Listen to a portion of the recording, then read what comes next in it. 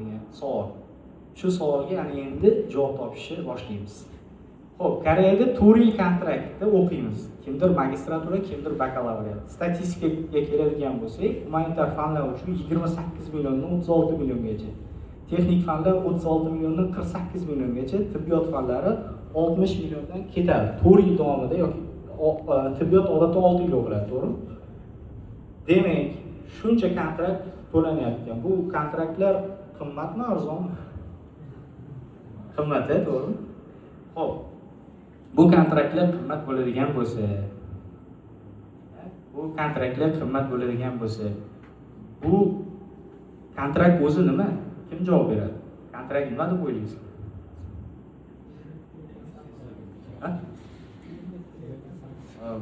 Juda to'g'ri javob bo'ldi. Ikki xil qarash mumkin talaba nazariyasidan. Bittasi xarajat deb qarash mumkin. Bu xarajat 4 yil kontrakt to'lashim kerak, boshqa qilishim kerak, lekin buni haqiqiy talaba sarmoya deb qarash kerak. O'zini kelajagi uchun aniq foydali bo'lgan sarmoya. Agar shunaqa sarmoya bo'lsa, ana endi savol. Shu kontraktni hozir 4 yil davomida to'layapsiz. Siz xarajatchimisiz yo sarmoyachimisiz? Ana shundan kelib chiqadi. Sizni davringiz oltin davrmi yoki pullik davr?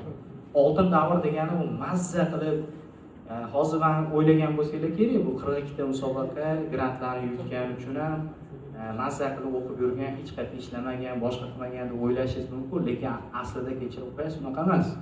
O'sha grantni olish uchun ham ter to'kilgan, musobaqaga yutish uchun ham ter to'kilgan va undan tashqari o'zimni ortib, yana tajriba orttirish uchun qayerlardadir ishlashga to'g'ri kelgan bizda ham.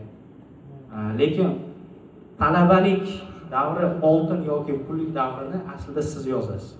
Har bitta talaba o'zi belgilaydi bu narsani. Chunki bu yo'lda har bitta odam o'zi bosib o'tadi. Endi rost tanqidiy fikrlar bor, xafa bo'lmaysizlar. Grant asosida o'qiydiganlar, kontrakt asosida o'qiydiganlarga endi hozir grant asosida o'qigan odamga osonda, hozir kontraktda o'qimaganligi uchun bemalol gapiryapti. Biz ko'chada ishlaymiz, pul topamiz, boshqa degan gaplar bo'lishi mumkin-da. Xo'p, ikkita misol keltiraman. Shu grantda o'qiydigan talabalarni hozirgacha kuzatib, ba'zi bir talabalarni shu grantni uvol qilib isrof qilayotganini guvohi bo'lyapman, o'zim shaxsan. Atrofimda ba'zi nimaga grant yutib keladi, yo GPA'ni yopib o'qib qo'ysam bo'ldi, shu. Asosan mana shu Sharofjonlar ham, boshqalar ham kontraktda o'qiydi, meni bilishimcha, lekin alohida talabalarga foydali aktivitelar qilyapti, faoliyatlar olib boryapti, o'zini karyerasi uchun harakat qilyapti.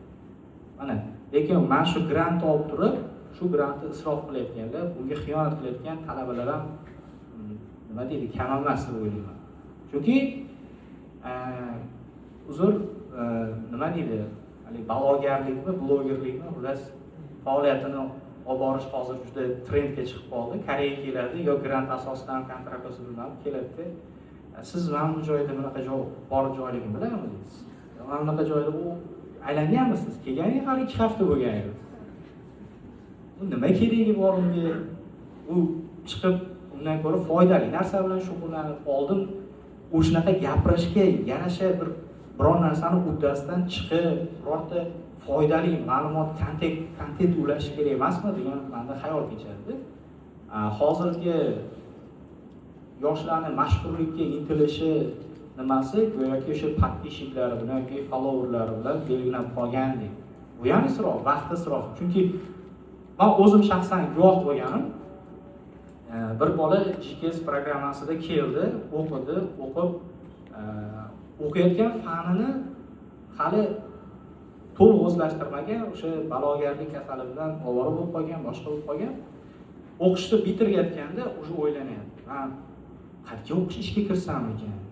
O'zi bu sohani men to'g'ri tanladimmi deb o'ylanyapti. 4 yil o'sha umr o'tib qo'ygan.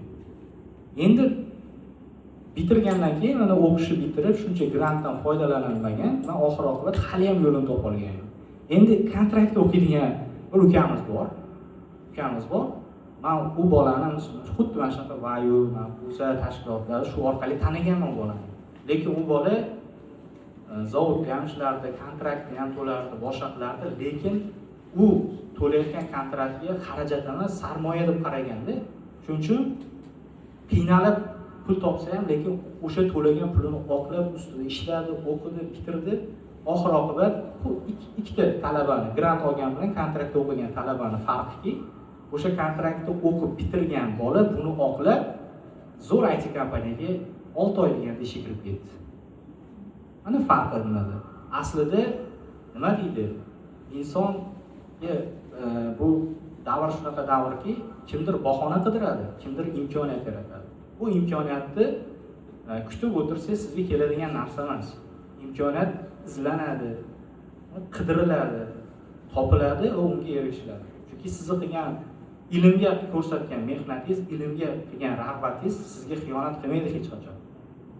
Podpishchiklaringiz bir kun tashlab ketsa, siz hech kim emassiz. Lekin ilmingiz siz bilan qoladi. O'sha ilmingiz sizga keyinchalik xizmat qiladi. 4 yil davomida bilinmasligi mumkin bu narsa. Sezilmasligi mumkin. O'zi nimaga o'qiyapman, tushkunlikka tushasiz, nimaga o'qiyapman, nima fan tanladim o'zi.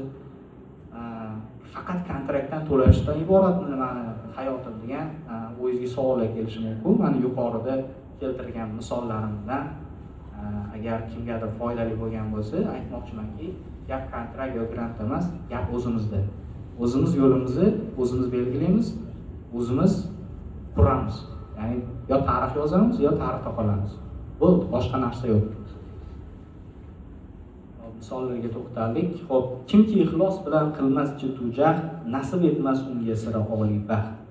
Nuh singari umr ko'rsang ham olis, g'ayrat qilish darkor umr xolis. Alisher G'oyi bobomizni satrlari bilan yakunlamoqchiman. Bugun men sizlarga o'zimni tarixim haqida emas, shu bilan birgalikda bir haqiqatni yetkazishga harakat qildim qo'limdan kelgancha. Xo'p, talabalik, yana bir marta aytaman, talabalik bu imkoniyatlar millioni.